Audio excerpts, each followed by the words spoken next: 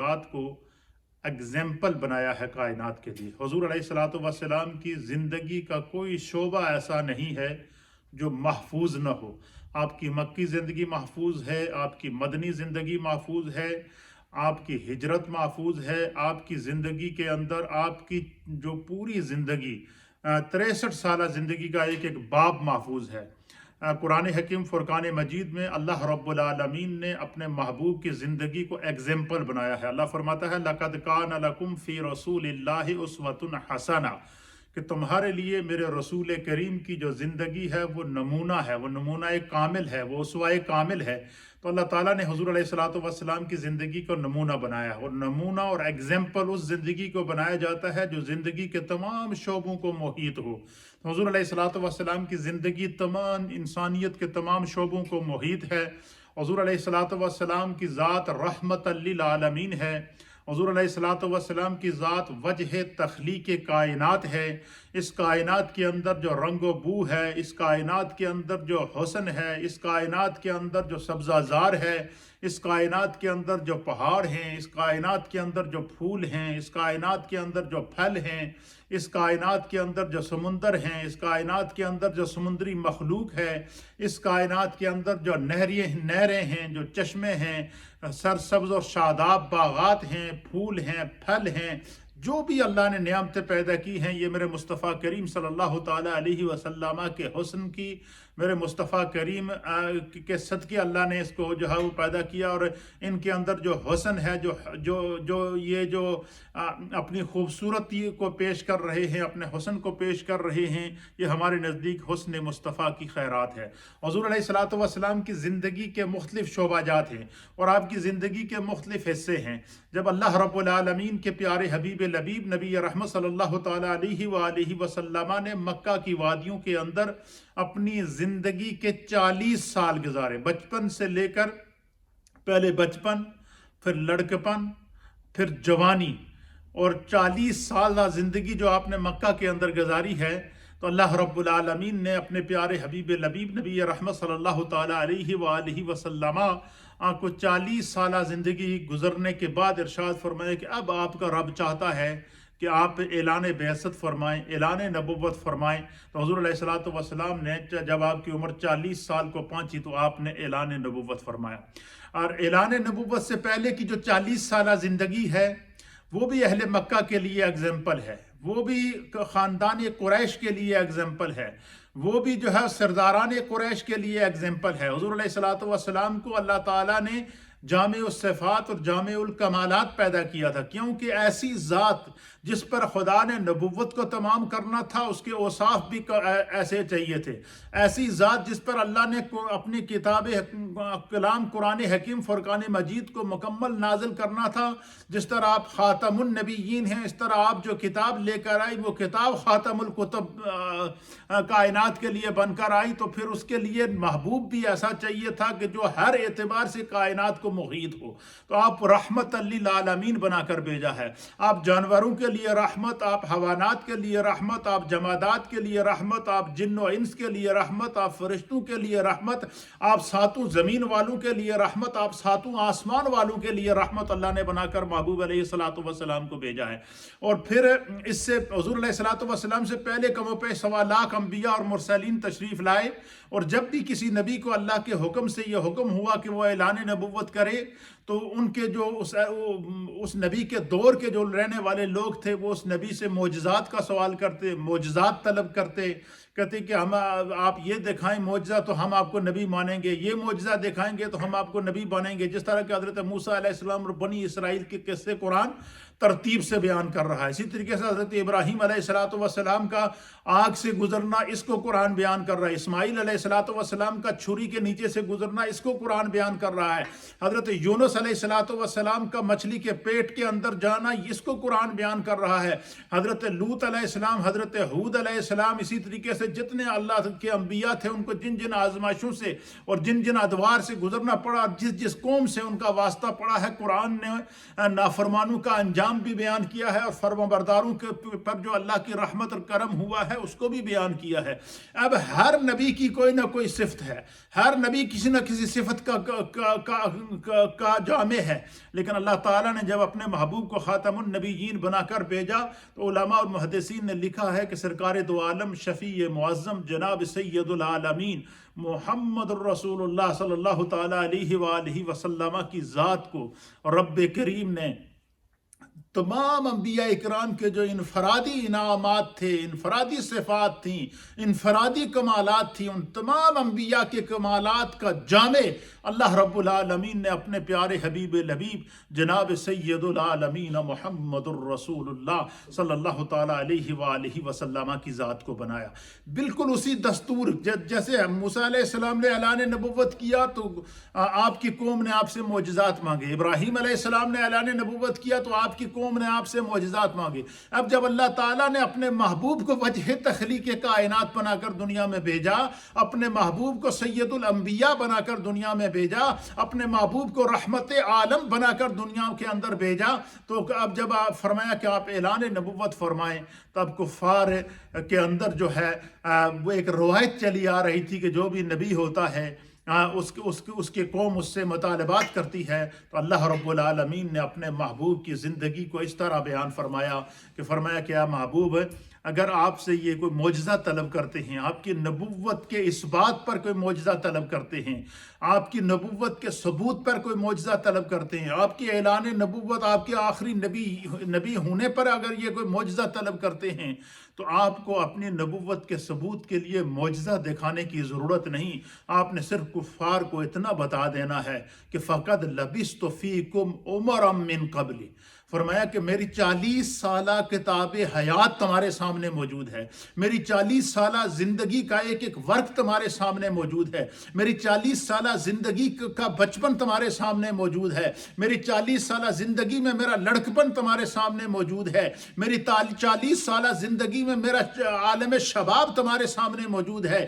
میری 40 سالہ زندگی میں انفرادی زندگی تمہارے سامنے موجود ہے، میری 40 سالہ زندگی سے میری اجتماعی زندگی تمہارے سامنے موجود ہے۔ تمہیں اگر میری زندگی کے اندر کوئی ایسی چیز نظر آتی ہے جو معیار انسانیت سے گری ہوئی ہو، تمہیں اگر میری زندگی میں کوئی ایسی چیز تم نے میری 40 سالہ زندگی کے اندر ایسی دیکھی ہو کہ جو انسانیت کے معیار کے خلاف ہو، یا جو ایسی ہو کہ جس کے اوپر تم تنقید کر سکتے ہو، تو حضور نے فرمایا تم اس کو بیان کرو۔ تو اللہ فرماتا ہے کہ میرے محبوب، ہم نے تو آپ کو ایسی پاکیزہ زندگی عطا فرمائی ہے، ایسی پاکیزہ سیرت عطا فرمائی ہے کہ کفار کو اللہ فرماتا ہے کہ میرے محبوب ان کو بتاؤ کہ میری 40 سالہ زندگی تمہارے اعلان نبوت سے پہلے کی 40 سالہ زندگی تمہارے سامنے ہے۔ یہ مکی زندگی ہے جس کا جو آج کا ٹاپک ہے، یہ 40 سالہ زندگی وہ ہے جو آپ کی اعلان نبوت سے پہلے کی ہے۔ اس کو اللہ بیان کرتا ہے فقط لبثت فیکم عمرا من قبل، کہ محبوب آپ ان کو فرما دیں کہ تمہارے درمیان میں نے اپنی زندگی کے 40 سال گزارے ہیں۔ اگر تمہیں میری زندگی میں کوئی ایسی بات نظر آئی ہے جو تمہارے نزدیک انسانیت کے معیار سے گری ہوئی ہے، جو تمہارے نزدیک جو ہے وہ کوئی عیب ہو سکتا ہے، جو تمہارے نزدیک کوئی انسانیت کے معیار سے گرا ہوا ہو سکتا ہے، تو تم اس کو بیان کرو۔ تو کفار اس کو بیان نہ کر سکے، کیوں کہ کفار نے میرے مصطفیٰ کا وہ وقت دیکھا تھا کہ جب مصطفیٰ پیدا ہوئے تو اللہ نے شام کے محلات تک نور پھیلا دیا تھا، جب مصطفیٰ پیدا ہوئے تو حضرت آمنہ کا گھر انوار کا آنگن بن گیا تھا، جب مصطفیٰ پیدا ہوئے تھے تو خانہ کعبہ نے جھک کر سجدہ کیا تھا، جب میرے مصطفیٰ پیدا ہوئے تھے تو زمین سے آسمان تک فرشتوں کی لائنیں دیدار مصطفیٰ کے لیے آئی تھیں، اور یہ ساری روایات اور یہ سارے واقعات کفار تک پہنچ چکے تھے کہ عبد المطلب کے پوتا اور عبداللہ کے گھر اللہ تعالیٰ نے وہ در یتیم پیدا کیا ہے کہ جس کو پیدا ہوتے ہی جس نے سجدہ کرنے کی سعادت حاصل کی، جو دنیا میں آیا تو رب حبلی امتی کہتا ہوا دنیا میں رہا، جس نے اپنی زندگی کے 40 سال اعلان نبوت کے پہلے 40 سال جو کفار اور مشرکین اور فصحائے عرب کے درمیان گزارے، جو اعلان نبوت سے پہلے اس کو صادق اور امین کہا کرتے تھے، تو حضور علیہ الصلوۃ والسلام کی مکی زندگی کے اندر جو اعلان نبوت سے پہلی زندگی ہے اس کو بھی قرآن بیان کرتا ہے، اور اعلان نبوت کے بعد کی جو مکی زندگی ہے، اللہ اکبر، وہ ایسی زندگی ہے کہ میرے مصطفیٰ کریم صلی اللہ تعالیٰ علیہ وآلہ وسلم نے جو ہے وہ اعلان نبوت کے بعد 40 سال کے بعد تقریباً 13 سال یا کم و پیش عرصہ جو ہے وہ مکے کے اندر اعلان نبوت नबूवत के बाद गुजारे। और जैसे ही आपने ऐलान नबूवत किया, वो कुफ़ार, वो मुशरिकीन जो अपने आप को फुसहाए अरब समझते थे, जो अपने आप को सरदारान कुरैश समझते थे, जो अपने आप को काबे का वाली समझते थे, जो अपने आप को जो है वो ज़माने का बड़ा सरदार और सरबरा समझते थे, वो सारे के सारे मेरे मुस्तफ़ा के दुश्मन बन गए। उन्होंने मुस्तफ़ा करीम को अज़ियतें पहुँचाना शुरू कर दी, तकालीफ पहुँचाना शुरू कर दी। अब ऐलान नबूवत के बाद की जो मक्की ज़िंदगी है, उसमें तकालीफ हैं, उसमें दुख हैं, उसमें अज़ियतें हैं, उसमें समाजी मकातिया है। एक ऐसा वक्त आया कि कुफ़ार और मुशरिकीन ने आपको अज़ियतें पहुँचाई, आपके गले में कपड़ा डालकर, आपके गले के आप सजदे में गए तो आपकी ओजड़ी आपके ऊपर डाल दी गई, आपको जब तरह तरह की अज़ियतें पहुँचाई गई। फिर एक मकाम ऐसा आया कि ताइफ के मकाम के ऊपर मक्की ज़िंदगी के अंदर ऐलान नबूवत के बाद मेरे मुस्तफ़ा को पत्थरों से लहूलुहान किया गया। कुफ़ार का जुल्म अपने इंतहा पर पहुँच गया, अल्लाह ताला का गज़ब जोश में आ गया। और रब्बे करीम ने जिब्रील के ज़रिए जिब्रील को भेजकर अल्लाह ने फरमाया कि मेरे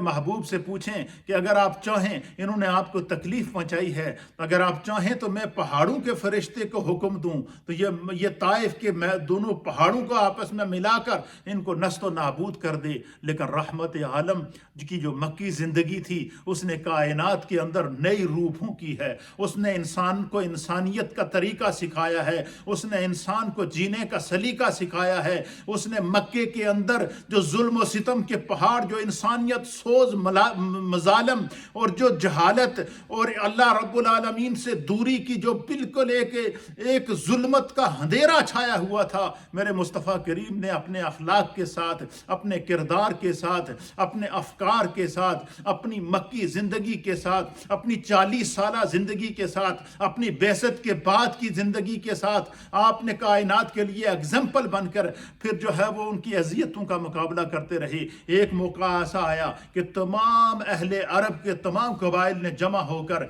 मेरे मुस्तफ़ा करीम को शोबे अबू तालिब के अंदर मुक़य्यद कर दिया, शोबे अबू तालिब के अंदर बंद कर दिया। आपके साथ समाजी मुकातिया कर दिया गया, समाजी बाइकाट कर दिया गया, आपके साथ ताल्लुकात को ख़त्म कर दिया गया। लेकिन मुश्किल की उस घड़ी में हज़रत उम्मुल मोमिनीन सैयदा तैयबा खदीजतुल कुबरा रज़ी अल्लाह ताला अन्हा मेरे मुस्तफ़ा पर अपनी जान नछावर करती रहीं। अमीरुल मोमिनीन खलीफतुल मुस्लिमीन अफजलुल बशर बादल अंबिया बित्तहकीक हज़रत सैयदना सिद्दीक़ अकबर ने अपने माल और जान और औलाद कुर्बान कर दी। और इसी तरीके से मौलाए कायनात ने अपना बचपन से लेकर जो है वो अपने तादमे वसाल मेरे मुस्तफ़ा के लिए अपनी ज़िंदगी को और अपने आप को वक्फ कर दिया। फिर सहाबा इकराम की तादाद बढ़ती चली गई, फिर हत्ता कि आप शोबे अबू तालिब के अंदर मुक़य्यद हैं, समाजी मकातिया किया हुआ है ऐसे। और फिर दारे अरकम के अंदर पहुँच गए। और फिर 40वें मुसलमान जब सैयदना अमीरुल मोमिनीन उमर फ़ारूक होते हैं तो फिर आपको ऐलानिया तबलीग का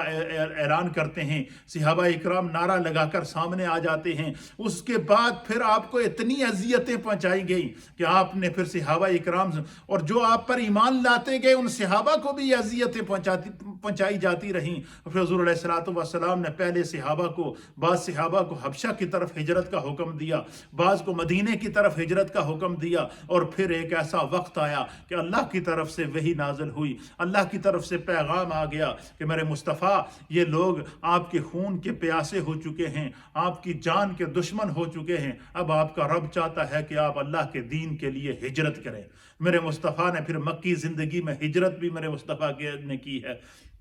और अमीरुल मोमिनीन सैयदना अबू बकर सिद्दीक़ रज़ी अल्लाह ताला अन्हु बयान करते हैं कि जब हुज़ूर अला नबीना अलैहिस्सलातु वस्सलाम कुफ़ार के जुल्म व सितम से जो है अज़ियतें उनकी बर्दाश्त करके सब्र करते रहे, और जब अल्लाह के हुक्म से आप हिजरत के लिए रवाना हुए तो सैयदना सिद्दीक़ अकबर कहते हैं कि मैंने वो मंज़र अपनी आँखों से देखा और चश्मे फलक उस मंज़र को देख रही थी कि हुज़ूर अलैहिस्सलाम मदीना तैयबा की तरफ जा रहे हैं और मक्का को छोड़ रहे हैं, और बार बार पलट پلٹ کر خانہ کعبہ کی طرف دیکھ رہے ہیں، بار بار پلٹ کر خانہ کعبہ کی طرف دیکھ رہے ہیں، کیونکہ حضور علیہ الصلوۃ والسلام یہ وہ شہر تھا جس میں اللہ نے محبوب کو پیدا کیا تھا، یہ وہ شہر تھا جس کے بارے میں رب فرماتا ہے لا اقسم بہذا البلد وانت حل بہذا البلد ووالد وما ولد لقد خلقنا الانسان فی کبد، کہ محبوب اس شہر مکہ کی قسم تمہارا رب کھاتا ہے، اور مکہ کی قسم اس لیے نہیں کھاتا کہ اس میں خانہ کعبہ ہے، اس لیے نہیں کھاتا کہ یہاں پر جو ہے یہ عرب کے ڈیزرٹ اور صحرا ہیں، بلکہ اس مکہ شہر کی قسم اس لیے کھاتا ہے کہ وانت حل بہذا البلد، کہ مکے کی گلیوں نے میرے محبوب کے قدم چومے ہیں، مکے کے اندر میرے محبوب کی ولادت ہوئی ہے۔ تو سیدنا صدیق اکبر کہتے ہیں کہ حضور اللہ نبینا علیہ الصلوۃ والسلام جو ہے وہ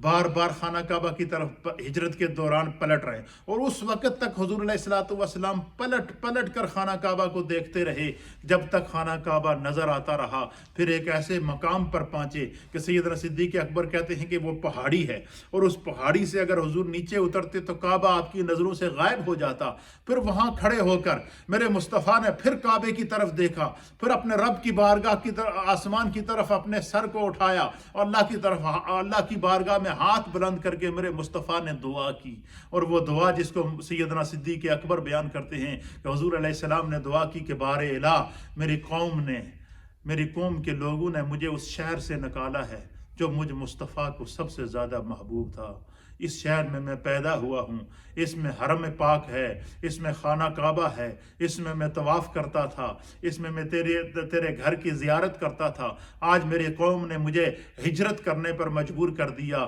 اور میں تیرے دین کی خاطر آج اپنے بلد حرام کو چھوڑ رہا ہوں، آج حرم پاک کو چھوڑ رہا ہوں، آج خانہ کعبہ کو چھوڑ رہا ہوں۔ اے بار الہ، اب میں تیرے حکم کے مطابق میں اب میری قوم نے مجھے اس شہر سے نکالا ہے جو مجھ مصطفیٰ کو سب سے زیادہ پسند تھا۔ اے اللہ، اب میں تیری بارگاہ میں دعا کرتا ہوں کہ اب تو مجھے اس شہر کے اندر لے جا جو تجھے سب سے زیادہ پسند ہو۔ اللہ رب العالمین نے میرے مصطفیٰ کے لیے جس شہر کا انتخاب کیا وہ شہر مدینہ ہے، وہ مدینہ طیبہ ہے، وہ مدینہ پاک ہے، وہ شہر ہے کہ جب میرے مصطفیٰ وہاں گئے نہیں تھے تو وہ یثرب کہلاتا تھا، وہ بیماریوں کا گھر کہلاتا تھا، وہ اس کے اندر وائرسز ہوتے تھے، لیکن میرے مصطفیٰ نے جیسے ہی اس شہر کے اندر قدم رکھا ہے، اور حضور علیہ الصلوۃ والسلام کے قدم رکھنے سے اللہ تعالیٰ نے وہ شہر جو یثرب ہوتا تھا، بیماریوں کا گھر ہوتا تھا، لیکن جیسے ہی میرے مصطفیٰ نے مدینے کی مٹی پر قدم رکھا اور مدینے کی زمین نے میرے مصطفیٰ کے قدموں کو چوما، تو پھر اللہ تعالیٰ نے مدینے کی مٹی کو خاک شفا بنا دیا، وہ یثرب سے مدینہ بن گیا، وہ رحمت والا شہر بن گیا۔ تو اعلان نبوت سے پہلے کی جو رحمت عالم کی زندگی ہے اس میں چیلنجز ہیں، اس کے اندر شرک کی بے کونی ہے، اس کے اندر لوگوں کو شرک سے اللہ کی طرف لانے کی تعلیمات ہیں، اس کے اندر اعلان نبوت ہے، اس کے اندر لوگوں کو دین کی دعوت ہے، اس کے اندر ہجرت ہے، اس کے اندر طائف کے مقام پر اذیتیں ہیں، اس کے اندر طرح طرح کی تکالیف ہیں، لیکن ہر تکلیف کو میرے مصطفیٰ نے برداشت کیا، اور اللہ نے فرمایا کہ اے میرے محبوب فَإِنَّ مَعَ الْعُسْرِ يُسْرًا إِنَّ مَعَ الْعُسْرِ يُسْرًا، کہ بے شک ہر تنگی کے بعد آسانی ہوتی ہے۔ جب میرے مصطفیٰ کفار کے مکی زندگی کے اندر اور اعلان نبوت سے کے بعد کی زندگی کے اندر اور مکی زندگی کے اندر جب میرے مصطفیٰ کفار سے تنگ آ کر ہجرت کر کے جا رہے تھے، تو اس وقت صرف ایک سیدنا ابو بکر صدیق آپ کے ساتھ تھے، اور جس وقت آپ جو ہے وہ مدینہ طیبہ سے واپس فتح مکہ کے لیے تشریف لائے تو گئے تو اکیلے تھے صدیق اکبر کو ساتھ لے کر، لیکن جب میرے مصطفیٰ ساتھ آئے تو آپ کے ساتھ ہزاروں صحابہ اکرام موجود تھے۔ پھر وہ کائنات نے وہ منظر دیکھا کہ وہ کفار جو آپ کی جان کے دشمن تھے، جو آپ کے خون کے پیاسے تھے، اور وہ ان کو اپنی جان کے لالے پڑے ہوئے تھے کہ ہم نے مصطفیٰ سے پر کیا کیا ظلم نہیں کیا، ہم نے مصطفیٰ کو کیا کیا اذیت نہ پہنچائی، ہم نے مصطفیٰ کو کیا کیا دکھ نہیں پہنچایا، تو پھر ہم مصطفیٰ کریم صلی اللہ تعالی وسلم ہم سے بدلہ لیں گے، لیکن میرے مصطفیٰ جب فتح مکہ کے لیے واپس آئے تو آپ نے اعلان کیا لا تثریب علیکم اليوم، تمہارا کام کانٹے بچھانا تھا، مجھے تو خدا نے رحمت للعالمین بنا کر بھیجا ہے۔ حضور نے فرمایا آج کسی کے لیے کوئی انتقام نہیں ہے، آج ہر ایک کو جو ہے وہ پناہ دی جاتی ہے۔ یہ رحمت عالم کی مکی زندگی تھی۔ اور پھر جب واپس آئے تو حضور علیہ الصلوۃ والسلام کے ساتھ ہزاروں صحابہ موجود تھے۔ پھر حجۃ الوداع جب میرے مصطفیٰ نے کیا تو آپ کے ساتھ